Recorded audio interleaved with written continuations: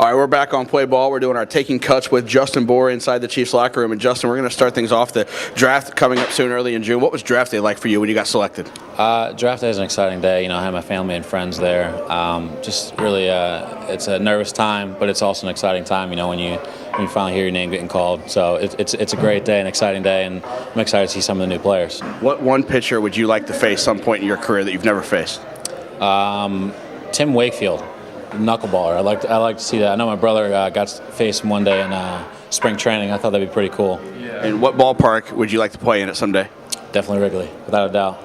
And anywhere on the road that we've been that really sticks out in your mind so far?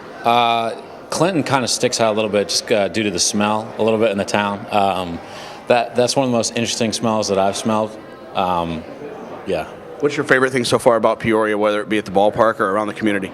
I like the homey feeling that we get here. You know, anytime we come back from a long road trip and we're back home, it's like that cool friend you had whose house you always went over to. It's like that feeling here.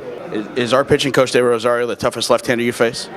He's without a doubt the toughest guy I've ever hit off of in my life, yeah. He's got run both ways, and, I mean, if he was out there right now, he'd be doing pretty nasty. I think he'd have a 0 ERA, so. All right, that's our first baseman, Justin Bour, Taking Cuts with. I'm sorry, but you crossing your legs or you not having it cross your mind or you sitting a certain way has nothing to do with someone throwing a no-hitter, getting a hit, or getting a win. I'm sorry. Hate me all you want. I'm sorry. It doesn't work that way. I actually and truly disagree with you.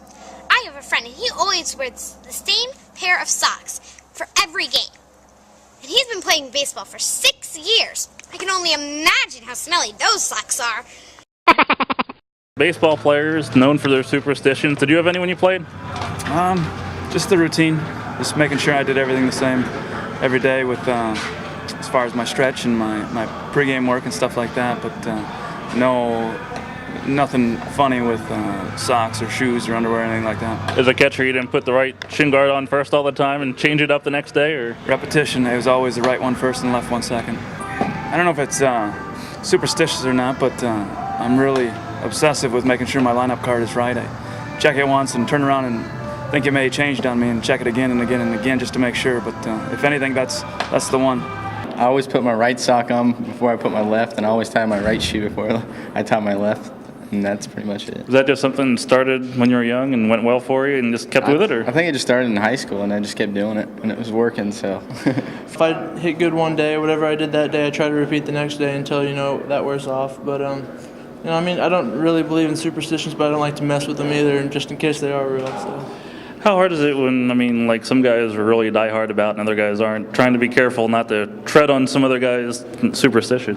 Yeah, I mean, but everyone goes about their own business the way they, everyone's the way they are. Nobody really, messes with anybody else. We kind of just stick to ourselves, and, I don't see too many within this team, but I know a lot of people, like a lot of the Latin guys do a lot of stuff, but not too much on this team. Any superstitions? Not really. Sometimes when we go on the road, I'll keep my room key in my left back pocket during the game. Just something I did in college. It was thought was superstitious for me, but that's other than that, not really. It's a good thing it's the pass cards now as opposed to the old room keys. Yeah, I know. Yeah, the metal ones. Yeah. Here with Jonathan Mota. Jonathan, baseball players have a lot of superstitions, and you have one of the more visible ones, tapping your helmet when you go to the plate. How did that start?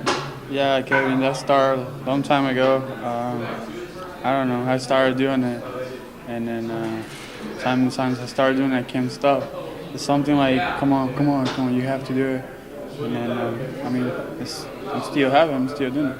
Do you have any others besides that maybe people don't see, always, putting the right shin guard on first or something? No, not really. I'm kind of superstitious, but I don't think I have any extraordinary from that.